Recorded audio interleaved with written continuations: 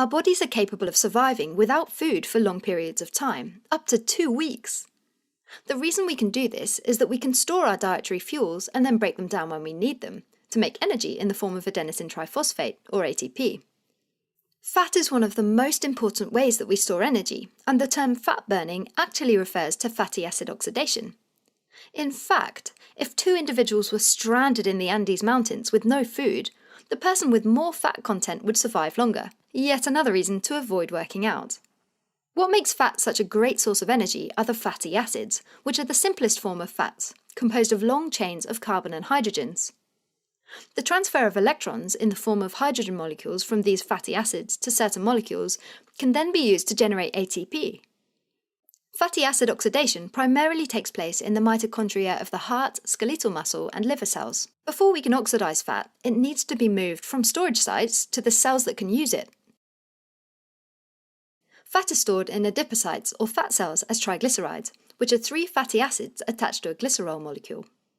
Triglycerides can be broken down by the enzyme hormone-sensitive lipase into 3 fatty acids and glycerol. So, if you're starving in the Andes, first your blood glucose level falls, and in response the pancreas secretes a hormone called glucagon, which increases the activity of hormone-sensitive lipase, and increases the breakdown of triglycerides.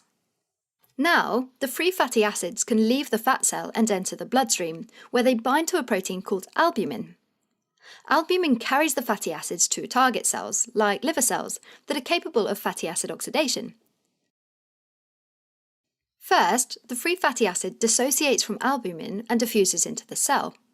Once inside the cell, a cytosolic enzyme called fatty acyl-CoA synthetase adds a coenzyme A molecule to the end of the fatty acid, turning it into a metabolically active fatty acyl-CoA.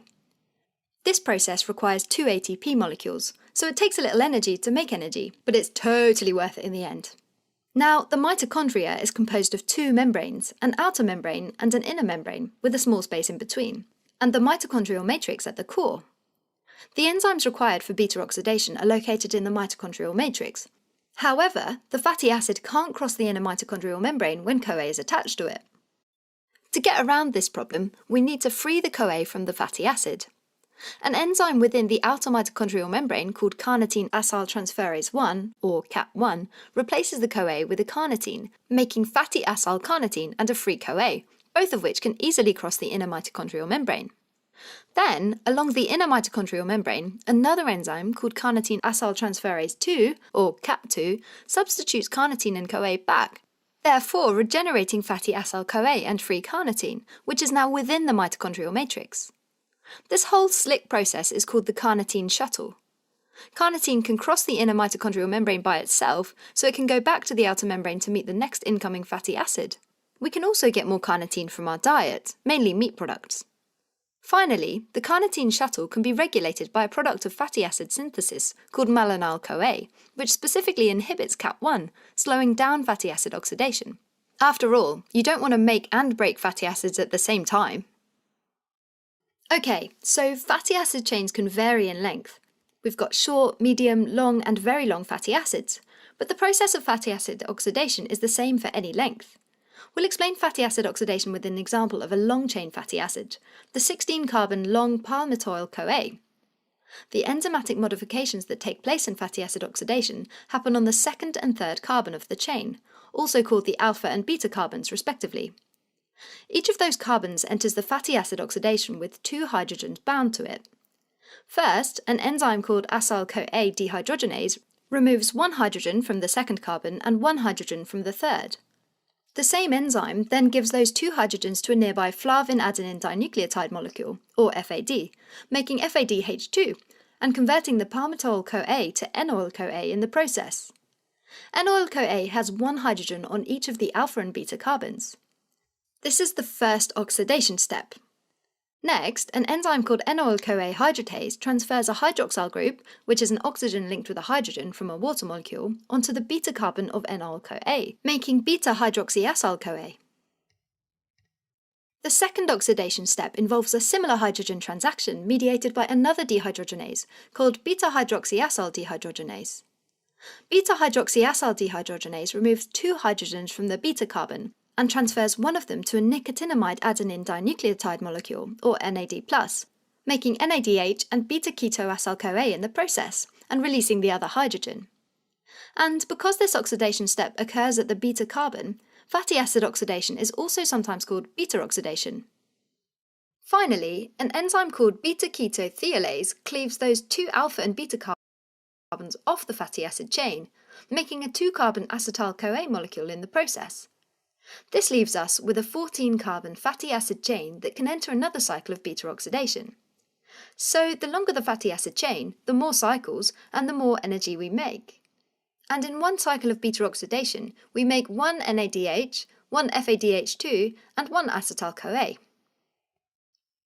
NADH and FADH2 are now full of electrons, and they can enter the mitochondrial pathway called the electron transport chain, where those electrons can be used to make ATP. One NADH molecule makes roughly 3 ATPs, while one FADH2 molecule makes roughly 2 ATPs. On the other hand, acetyl-CoA can enter the citric acid cycle, which is another metabolic pathway in the mitochondria that burns acetyl-CoA to make more NADH and FADH2, which then enter the electron transport chain, yielding a total of 12 ATPs per acetyl-CoA. So from a 16-carbon palmitoyl-CoA molecule, we make a total of 7 NADH, 7 FADH2, and 8 acetyl-CoA molecules. If we calculate the total ATP yield, we make 131 ATPs.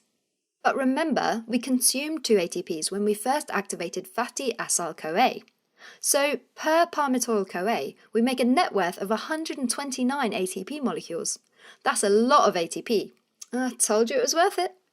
Now, that's straightforward enough for a fatty acid that has an even number of carbons. But the oxidation of a fatty acid with an odd number of carbons can be somewhat different. So, let's say we're dealing with a 13-carbon fatty acid. Initially, the process of oxidation goes exactly the same, until we reach a 3-carbon fragment called propional-CoA. This is when it gets a bit awkward for the prototypical oxidation enzymes. So, to get the job done, we'll need another 3 enzymes to break it down. 3 reactions for the 3-carbon molecule, if you like. So first, an enzyme called propional-CoA carboxylase adds a carboxyl group to the propional-CoA, making methyl-malonyl-CoA. This enzyme requires 3 cofactors, which can be remembered with the handy mnemonic ABC. A is for ATP, B for biotin or vitamin B7, and C for carbon dioxide, which is the carboxyl group source in this reaction. Next, an enzyme called methyl-malonyl-CoA mutase rearranges the carbons on methyl-malonyl-CoA to make succinyl-CoA. This enzyme requires vitamin B12 as a cofactor. Succinyl-CoA can then enter the citric acid cycle, or it can be used for the synthesis of heme, which is the oxygen-binding element in hemoglobin. Finally, for really long fatty acid molecules that are 22 carbons long or longer, specific organelles called peroxisomes may be needed.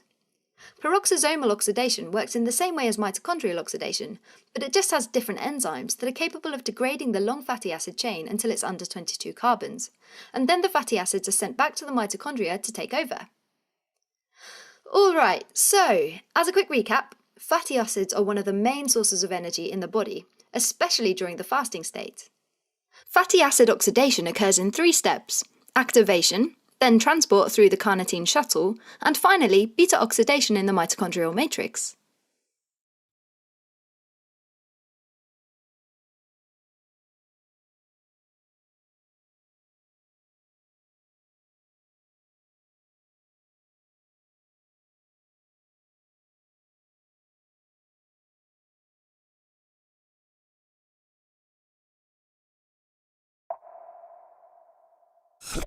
In addition to carbohydrates and proteins,